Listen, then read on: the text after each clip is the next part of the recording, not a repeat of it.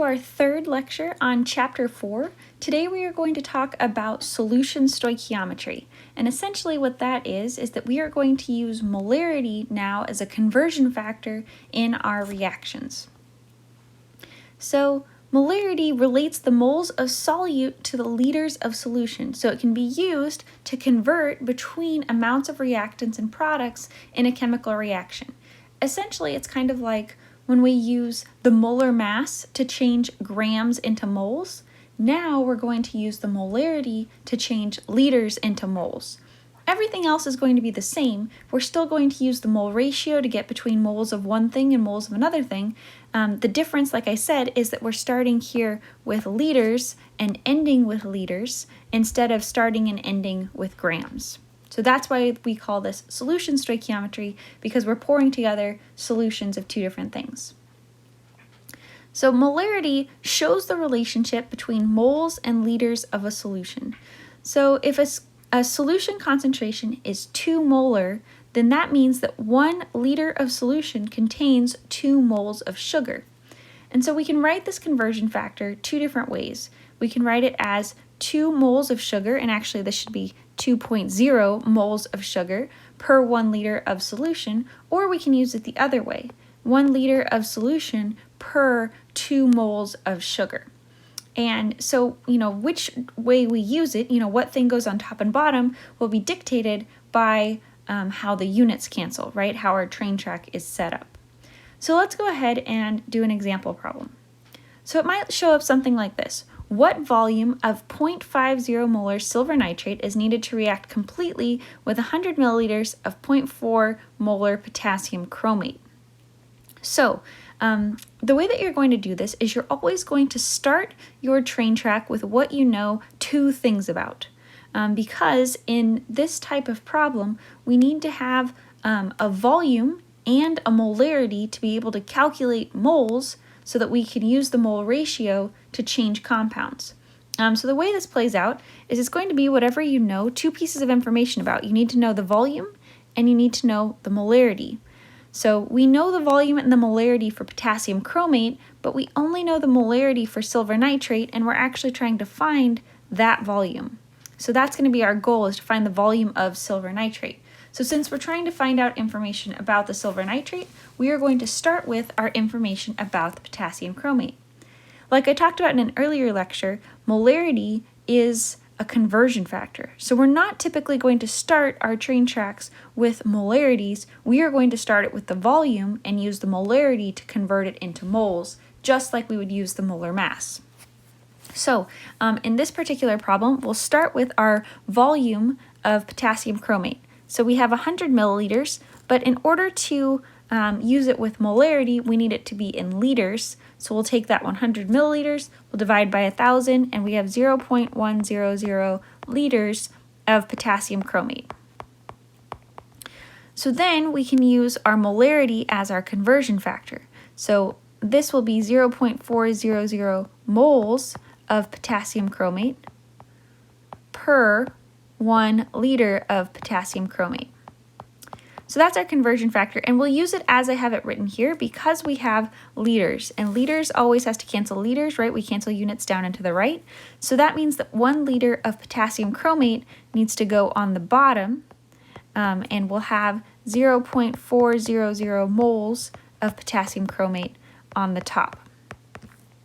So now we've converted our liters into moles, and now we can use our mole ratio to change from moles of potassium chromate into moles of silver nitrate. So that will be using our balanced chemical equation here. So for every 1 mole of potassium chromate, we have 2 moles of silver nitrate.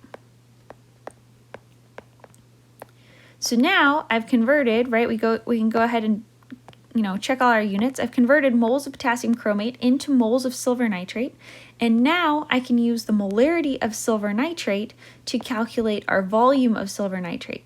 So again, our molarity is a conversion factor here. We have 0.500 moles of silver nitrate per 1 liter of silver nitrate. But in this time, we are going to use this upside down because our moles of silver nitrate has to cancel moles of silver nitrate. So we need moles of silver nitrate on the bottom here. So we'll use that conversion factor that I wrote above upside down so that our units cancel correctly. The number is always going to go with moles. It's always going to be 1 liter of whatever it is, right? Like 1 liter of silver nitrate.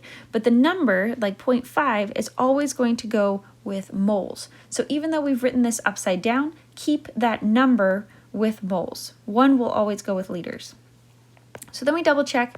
Moles of silver nitrate cancels moles of silver nitrate. We're left with liters. And out of this, we get 0.160 liters of silver nitrate, or, 160 milliliters.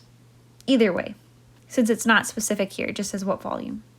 But that's how we do those types of problems. That's how we use molarity as a conversion factor in this solution stoichiometry problems. So sometimes you'll get a problem and it will ask you about a reaction, and the reaction is not written, which means that you will need to go through and write the reaction yourself. So this one, we have what is the molarity of nitric acid solution, right? And it's reacting with calcium hydroxide. So that's going to be where we start. We need to write a reaction where nitric acid is reacting with calcium hydroxide. So since we've already learned how to name things, right, you'll see that I haven't given you what these things are. Nitric acid came from nitrate, right? I ate something icky. So nitrate is NO3 minus, which means that nitric acid is HNO3, right? We add an H to balance out that polyatomic. So HNO3. And this, because it's an acid, is always going to be aqueous. And then we're reacting that with calcium hydroxide. So calcium is a 2+, hydroxide is a 1-, which means calcium hydroxide is CaOH2. And again, it says solution, so we know that this is aqueous. This is going to follow a specific pattern. This is a type of reaction called a neutralization reaction. And so we have an acid plus a base, and acid, and I have this on a later slide, acid plus base will always give us a salt and water. So one of the things we're always going to make is water.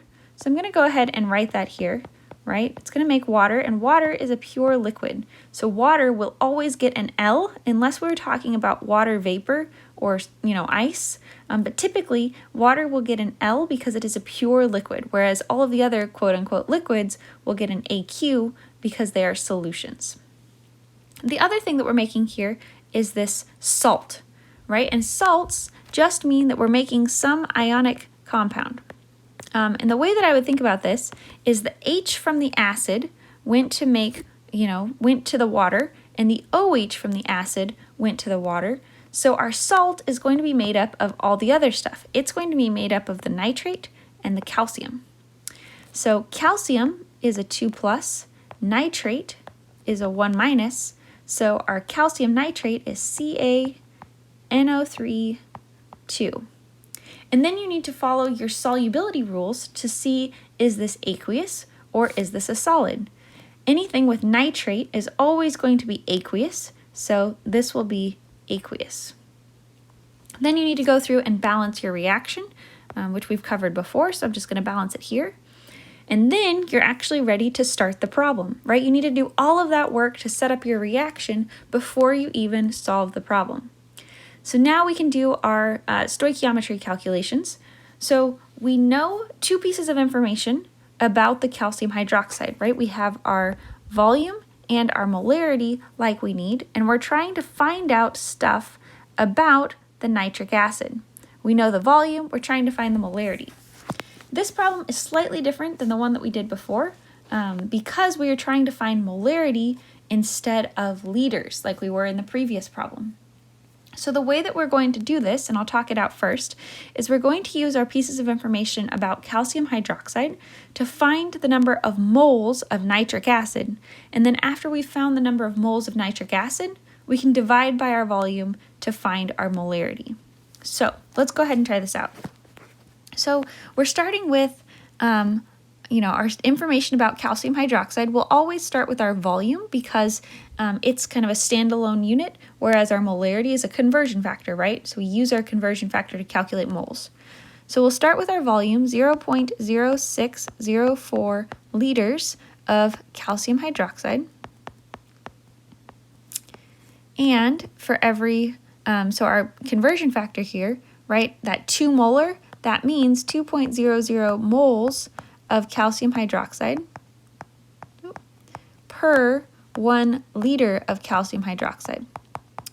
And we need liters to cancel liters, so we're going to use it as written with that 1 liter of calcium hydroxide on the bottom and 2 moles of calcium hydroxide on the top. Then we can use our mole ratio from our balanced chemical equation to convert moles of calcium hydroxide into moles of nitric acid. For every 1 mole of calcium hydroxide, we have 2 moles of nitric acid. And we are actually going to stop there because we can't use this conversion factor as part of our train tracks, right? That's all we have left here. We're trying to find molarity, so we're going to use our train tracks to calculate moles, and then we'll divide by our liters to get our molarity. So if we multiply this out, we get 0.2416 moles of nitric acid, but we only want 3 significant figures, so I'm just going to make myself a note, or you can just use it as 0.242 moles of nitric acid. And then our molarity, right, we need moles of nitric acid divided by liters of nitric acid. So our moles we have here, 0.24, and like I said, I'm going to use this as 1/6 just to make sure there's no rounding errors, moles of nitric acid over, and our volume is given in the problem, that's the 20.5, so I'll convert that into liters so that we can use our molarity, right? We can calculate our molarity. We'll divide those up, round for significant figures, and that gets us 11.8 molar nitric acid. And I forgot to remind you on the previous problem, make sure all of your answers have a number, a unit, and a chemical. So here we have a number, a unit, and a chemical, just to be really, really specific with what your answer actually is. And always, like we've said a million times, round for significant figures. So if we're trying to find the molarity, you're going to use your train track to figure out your moles and then divide by your volume to get molarity. If you're just solving for volume, like in the previous problem we solved for liters, then you can do it all in a train track. So you need to figure out what is your question actually asking for. But this is pretty much the 2 different ways that it shows up. Okay, so acid-base neutralization reactions. Like I said in the previous slide, an acid plus base will always give you water and a salt. So our example here is if we have hydrochloric acid, we add sodium hydroxide, we're going to get water and the salt. And remember, salts here mean ionic compounds. In this example, it did give us salt, it gave us table salt, but it doesn't always, right? And it doesn't usually. Usually you'll get some ionic compound out of this, and you'll need to figure out what ionic compound it actually is and write that formula, right? And you can go through and write the states of matter, you can balance it, make sure you've written a really good chemical equation. So titrations are an application of these acid-base reactions. We use an indicator when we're going to do these acid-base reactions, and they will tell us where the equivalence point is, or the end point. In this class, we'll use the term equivalence point and end point the same way, but in general, right, and in higher levels of chemistry, they mean something different, just as like a heads up.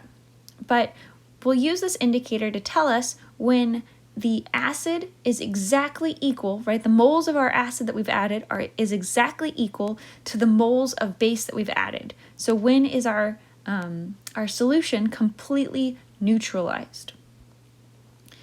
So titrations are a laboratory method for determining the concentration of an unknown acid or base using a neutralization reaction.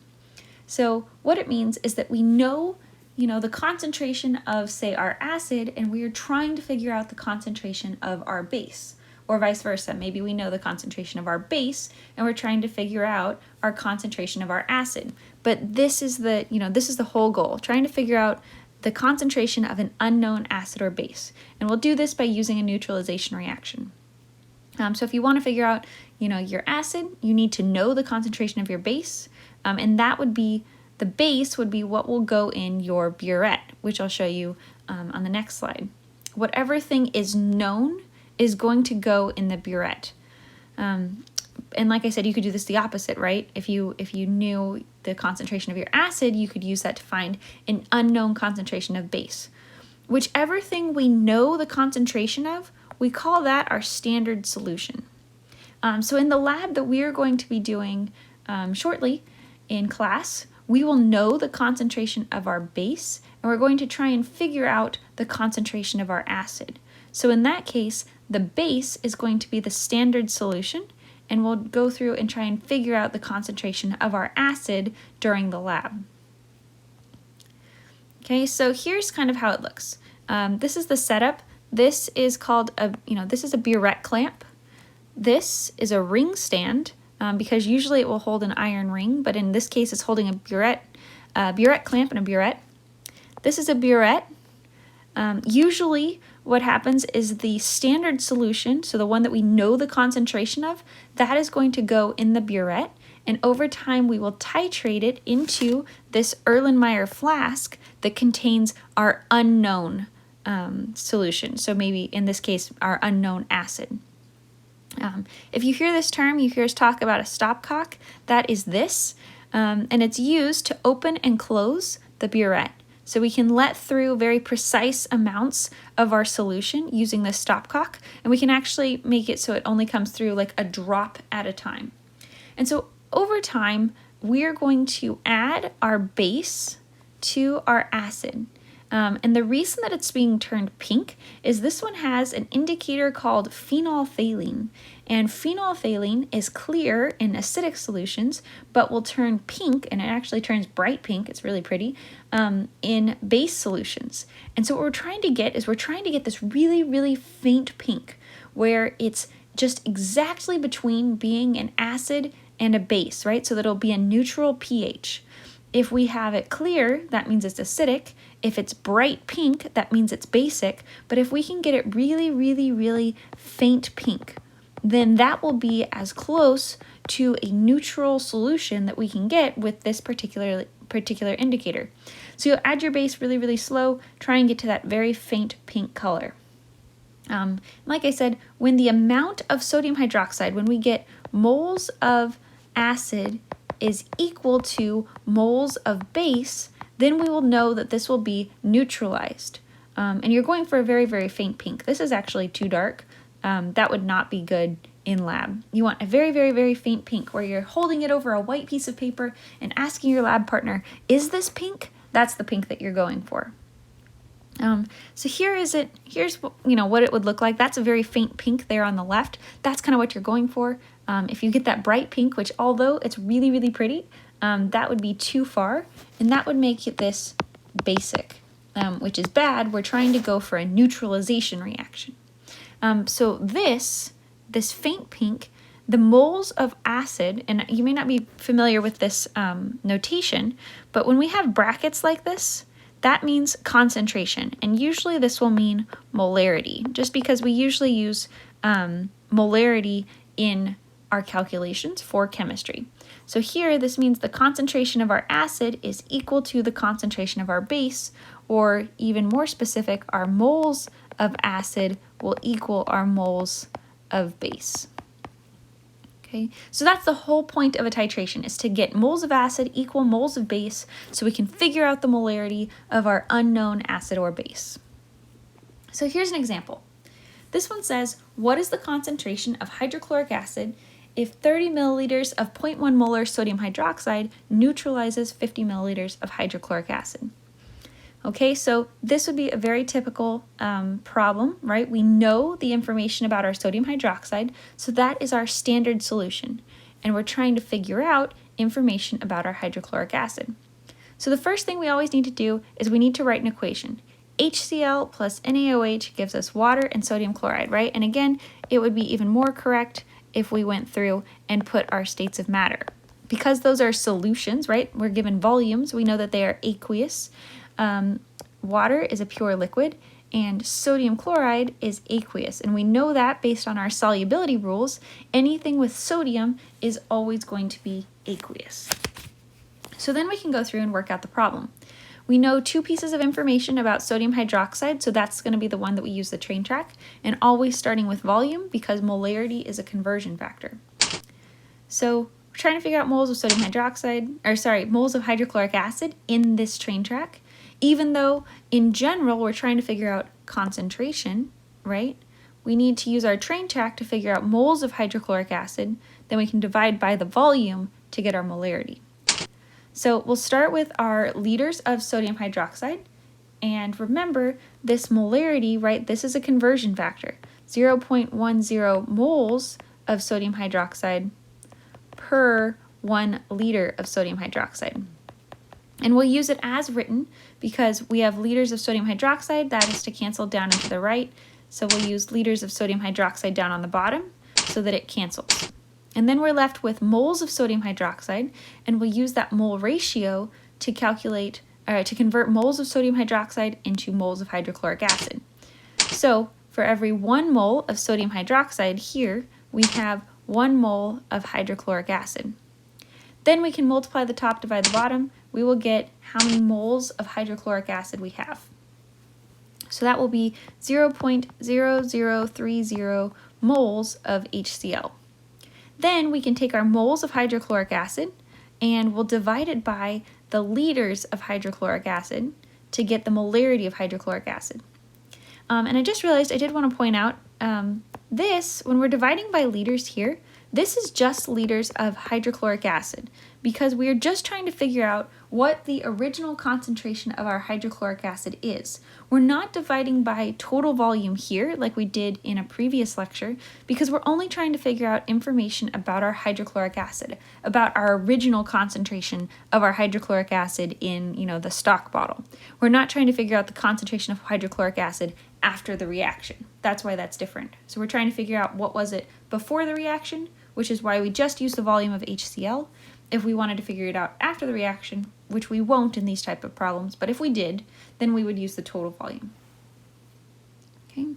Here's another one. If you'd like to try it out, go ahead and pause and try to do this reaction yourself, right? You need to write the reaction. It's very similar to the last one that we did. And if you aren't ready for that, go ahead and stick around and I will go over it. Okay, so the first thing that we need to do is to write our reaction. So here we have hydrochloric acid is being added to, right, and hydrochloric acid is aqueous, is being added to strontium hydroxide, which is also aqueous because it gives us our volume, right? If either way, if we looked at our solubility table, the hydroxides are typically insoluble, but strontium is one of the exceptions. Strontium makes it slightly soluble. So in this class, we're going to treat things that are slightly soluble as soluble. So then acid plus base is always going to give us water, which is a pure liquid, and a salt. And remember the H and the OH are going to make water, so our salt is made up of strontium and chlorine. Strontium is a 2+, chlorine is a 1-. So we get strontium chloride. And here, chlorines are always aqueous, except it's got a couple exceptions, like lead and mercury, but strontium's not one of them, so this is aqueous. Then we go through and we balance our chemical equation, and then we are ready to start the problem. So again, we have our volume and our molarity for hydrochloric acid, so we're going to start with that because we're trying to find out information about our strontium hydroxide. So we will start our train track here with our volume of hydrochloric acid. And then we'll use our molarity as a conversion factor, right? So this is 0.05 moles of hydrochloric acid per 1 liter of hydrochloric acid. We'll use it as written so that liters of hydrochloric acid cancels liters, and we'll get moles on the top. And then we can use our balanced chemical equation to turn moles of hydrochloric acid into moles of strontium hydroxide. So we have, for every 2 moles of hydrochloric acid, we have 1 mole of strontium hydroxide. So then we can multiply the top, divide the bottom, and we can figure out how many moles of strontium hydroxide we have. We get 0.000625, or moles of strontium hydroxide. You could also have written this as in scientific notation. So we'll get 6.25 times 10 to the minus 4. And I'm going to keep a couple sig figs, but make myself a note that I need to round just at that 1. So then we can go ahead and calculate our molarity. Molarity is always going to be moles of strontium hydroxide over liters of strontium hydroxide. So we get 6.25 times 10 to the minus 4, right? Or you could use it the other way, moles of strontium hydroxide over, and now we're going to use our volume of just strontium hydroxide. So we get 0.0200 liters of strontium hydroxide, and we'll get our molarity as 0.03 molar strontium hydroxide. Okay, so again, we needed to do this in 2 separate calculations. We used our train track to find moles, and then used moles over liters to find our molarity, and that would be how we do it. That's how you do calculations for titrations. And that is the end of this set of slides. So today we talked about solution stoichiometry a little bit as it applies to acid-base reactions. Okay, so as always, if you have any questions, please send them to me and keep working on those practice problems from the Chapter 4 lecture worksheet. Talk to you guys next time.